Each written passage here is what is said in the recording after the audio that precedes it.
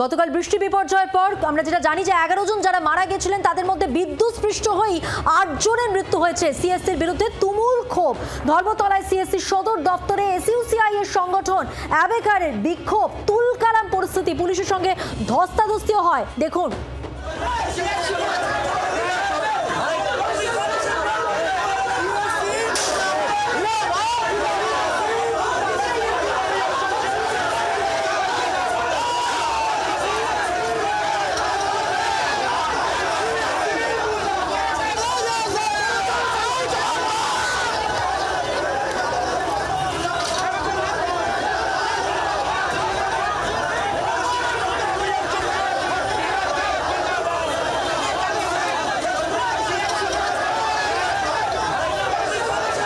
প্রতিনিধি কমলাক্ষ ভট্টাচার্য রয়েছেন আমাদের সঙ্গে টেলিফোন লাইনে। কমলাক্ষ, বিক্ষোভকারীরা কি বলছেন, তাদের কি দাবি, কি পরিস্থিতি এখন?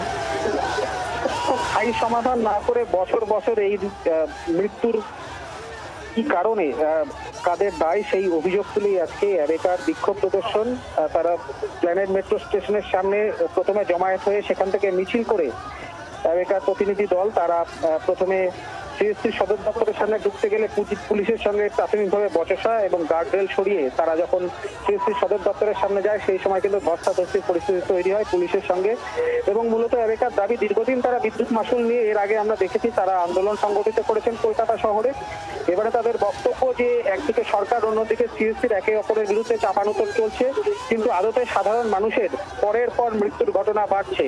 স্থায়ী সমাধান, আধুনিক প্রযুক্তির মাধ্যমে স্থায়ী সমাধান না করে এই চাপানুতর কতদিন চলবে তার স্থায়ী সমাপ্তির দাবিতে কিন্তু তাদের আজকের এই বিক্ষোভ।